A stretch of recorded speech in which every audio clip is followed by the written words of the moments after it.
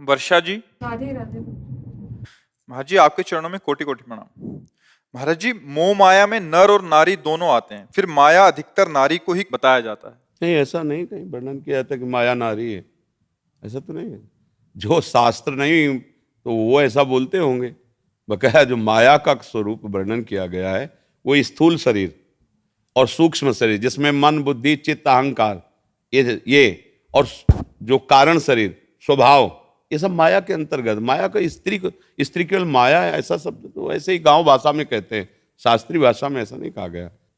पुरुष नपुंसक नारीवा जीव चराचर कोय सर्वभाव भज कपट तज मोह पर। अगर स्त्री ही माया शास्त्रों में वर्णन होती तो मीरा जी, रत्नावती जी और बड़ी बड़ी महामहिम जो संत हुई हैं, फिर इनकी महिमा हम क्यों गाते? माया की महिमा गाएंगे क्या? सब उन संतों से कहीं कोई कम नहीं है। चाहे बच्चा संत बने, चाहे स्त्री संत बने, चाहे पुरुष, जो भजन कर रहा है वो सब महामहिम भगवान का है। माया का मतलब है जहां शास्त्र में वर्णन है, मैं और मोर तोर तय माया जे बस कीने जीव। यहां देखो स्त्री पुरुष शब्द आया है क्या? यहां मैं और मोर तोर तय माया जे बस कीने जीव निकाया। और फिर गो गोचर जहां लघु मनु जाई सो सब माया। महाराज जी, एक जगह और सुनने में आता है औरत को नरक का द्वार भी कहा जाता है। महाराज जी, ये कथन भी औरत को नरक का द्वार नहीं कहा जाता, औरत को भोग बुद्धि से देखना नरक का द्वार है। समझ रहे? औरत का स्वरूप जो है वो हमारी माँ भी औरत है। अगर स्त्री स्वरूप है तो माँ भी है, मेरी बहन भी है, मेरी पुत्री भी है। भगवान कह रहे, भगवान की बात समझना। त्रिविधम नरकस्येदम द्वारन नाशन मात्मनः कामा क्रोधा तथा लोभा तस्मात् दैत्यम तजेत। ये तीन नरक के द्वार हैं, काम क्रोध लोभ। इसमें ना स्त्री वर्णन है पुरुष वर्णन है। अब जहां शास्त्रों में वर्णन की स्त्री को तुम नरक स्वरूप देखो, किसको? सन्यासी बैरागी को। समझ रहे? तुमने सन्यास लिया, वैराग्य लिया है, अगर तुम किसी स्त्री को भोग रूप देखते हो तो तुम्हारी दुर्गति हो जाएगी। जैसे नरक से भयभीत होता है जीव, ऐसे तुम भयभीत रहे, किसी स्त्री को भोग दृष्टि से मत देखना। ये तो बड़ी अच्छी बात है। हमारी माता दृष्टि होनी चाहिए, बहन दृष्टि होनी चाहिए, पुत्री दृष्टि होनी चाहिए कि भोग दृष्टि। देखो ना जो भोग दृष्टि किए राक्षस लोग कैसा बर्ताव माताओं बहनों से करते, भोगा मार के जला दिया, काट के फेंक दिया, ये भोग दृष्टि ही तो है। कोई ऐसा बर्ताव, तुम्हारा जैसा शरीर प्रिय है वैसे माताओं बहनों का प्रिय है, ऐसा कैसे बर्ताव कर सकता है? तो उसने भोग दृष्टि की ना, तो भोग दृष्टि की निंदा की जा रही कि तुम स्त्री को भोग्या मत मानो। ये इन्हीं से हम लोग पैदा हुए हैं, आकाश से थोड़ी पैदा हुई। यही माताएं हैं, इन्हीं से बड़े बड़े बलवान बुद्धिमान राजा महाराजा ऋषि मुनि सब इन्हीं से उपजते हैं। इनको भोग नरक का आ जाएगा तो हम सब नरक ही तो है ना, हम सब फिर नरक हुए ना, क्योंकि पैदा तो इन्हीं से हुई है ना।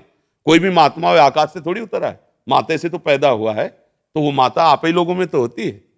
किसी भी माता से, अच्छा कोई ऊपर से नीचे तक, चाहे लोक में देख लो या परलोक में, जननी के सिवा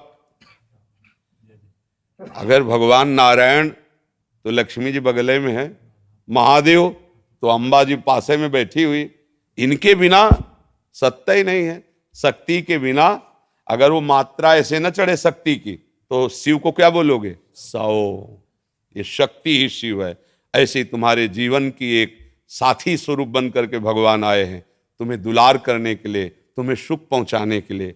माता की तरह भोजन बना के पत्नी दुलार करती है, मित्र की तरह तुम्हें सही सलाह देकर तुम्हें सुखी करती है, सर्वस्व अपना अर्पण कर। उसको नरक कैसे?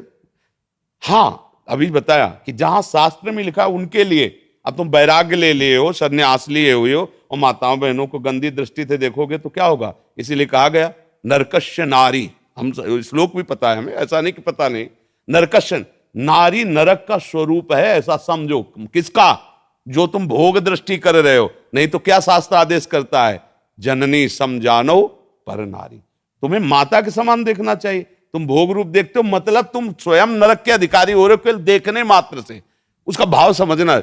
अब ऐसा नहीं कि शास्त्र नारी की निंदा करते हैं, नहीं। किसी भी बहन बेटी को तुम गंदी दृष्टि से देखो, तुम्हारा सम्मान होगा क्या? तो दृष्टि तुम अपनी बदलो। मतलब तुमने नारी की तरफ भोग दृष्टि से देखा, नरक के अधिकार तुम्हारे फिट हो गए। नरकश नारी मतलब नारी को तुम भोग बुद्धि से देखा, तुम्हारा नरक का बिल पास हो गया है। तो बात समझ नहीं है। अगर उसको ठीक समझ नहीं है तो आपकी बात को गलत ढंग से पेश करके वो फिर निंदा का कारण बन जाता है कि शास्त्रों में नारी की निंदा की। ऐसा नहीं है, सावधानी का वर्णन किया गया। भगवान श्री राम जब चल रहे हैं तो आगे जानकी जी को चलाते हैं जंगल में। अगर घर परिवार में कहीं अंदर है तो आगे पति और पीछे पत्नी, लेकिन अगर जंगल है, भयावह स्थिति है, तो आगे पत्नी, पीछे सुदृढ़ उसकी रक्षा के लिए चल रहे। मतलब भाव को समझना है। जैसे कहा जाता है माताओं बहनों के लिए सुरक्षा अति आवश्यक है, आवश्यक है। शास्त्रों में जो कहा गया है कि उद्याने च मद्यपाने च राजद्वारे पितागृहे बिना अज्ञान गंतव्यम बरयाचति वरांगना, वो ब्याह के समय कहा जाता है कि किसी जंगल में बगीचे में कभी अकेले मत घूमना, पति को साथ लेकर ही जाना। जहां कोई मदिरा पिए बैठे हो, गंदे लोग बैठे हो, वहां से अकेले मत जाना, किसी को साथ ले लेना। कभी राज दरबार में अकेले मत जाना, किसी को साथ लेना। ये सब शास्त्र सुरक्षा के लिए, वो कमजोर या निंदास्पद बात नहीं कह रहे, सुरक्षा की। मतलब आप पढ़े लिखे हो, बहुत बढ़िया है, लेकिन 4 लोग गंदी वृत्ति वाले मिल गए, अब आपको सहयोग की जरूरत है, आपका स्त्री शरीर है। तो इसीलिए कहा गया कि पति के आज्ञानुसार या 2-4 व्यवस्थित ऐसे चलना। अब उसको अगर हम अवहेलना में लें कि भाई नारी भी स्वतंत्र होनी चाहिए, हाँ पढ़ने लिखने में स्वतंत्र हो, खाओ पियो स्वतंत्र हो, खूब घूमो फिरो अपने परिवार के साथ स्वतंत्र हो। तो इसीलिए जो शास्त्रों में सावधानियां वर्णन वो गलत नहीं है, उनका अर्थ गलत करके आपको बताया जाए तो आपको लगेगा कि शास्त्रों में नारी की निंदा की जा रही। ऐसा नहीं है, पूरे शास्त्रों को भगवत कृपा से जहां तक पढ़े। अब जैसे पुरुषों में सब ईमानदार थोड़ी होते हैं, ऐसे माताओं बहनों में सब अपने धर्म से चलने वाले थोड़ी होते हैं। तो जहां कहीं आपके आचरण गलत हो रहे हैं तो आपको डांट लगाएगा शास्त्र, और पुरुष को लग रहा है तो उसको डांट लगाएगा। अब वो सार्वजनिक नहीं है, वो सार्वजनिक सिद्धांत जब पढ़ोगे तो उसमें अलग होगा। शास्त्र किसी एक का थोड़ी है, कानून अच्छा जब कानून है तो स्त्री पुरुष का कानून कोई भेद है? आप 302 करो तो आपके लिए छूट मिलेगी क्या? अगर फांसी की सजा है तो तुमको भी चढ़ा दिया जाएगा, भी आजीवन सजा तो तुमको भी मिल जाएगी यदि वयस्क हो। ऐसे ही शास्त्र का कानून है। तो इसलिए कभी ऐसा न सोचे कि शास्त्र मनमानी लिखे, कहीं भी संशय हो कभी भी आकर बात कर ली जाए। शास्त्र का ज्ञान होना चाहिए। अब मतलब कहा क्या जा रहा है उसको समझा जाए। अगर उसको केवल उतनी बात काट के, मान लो पूरी बात हम कह रहे, आप आगे की काट दो पीछे काट दो, बीच की वही बात ले लो, तो अब वो फिर कैसे समझ पाओगे? फिर लगेगा कि देखो कैसे निंदा कर रहे हैं। तो ऐसे ही जो निगेटिव प्रचार करते हैं वो उस बात को लेकर के निगेटिव फेंक दिया। उनको खुद अनुभव नहीं कि किस धरा से बोला जा रहा है। जब आप भजन करो, धरा में आओ, तो आपको भी शास्त्र ये किसी व्यक्ति के द्वारा लिखे हुए नहीं, ब्रह्मबोध संपन्न महापुरुषों के, जो भगवान को साक्षात देख रहे हैं वो लिख रहे हैं। और हम सब बच्चे हैं। बोलो माता पिता डांटते हैं कि नहीं डांटते? तो हमारे शास्त्र पिता हैं, वो हमें आदेश करे ऐसे चलो ऐसे चलो, और उन्होंने हमें क्यों डांट? अब शास्त्र आज्ञा का उल्लंघन करो तो मनमानी आचरण, फिर तो आप कुछ भी बोलो, भगवान को गाली दो, बात अलग। शास्त्र कहीं भी गलत नहीं है। आप केवल शुद्ध भाव से आओ, प्रश्न करो, उसका उत्तर आपको समझने को मिल जाएगा।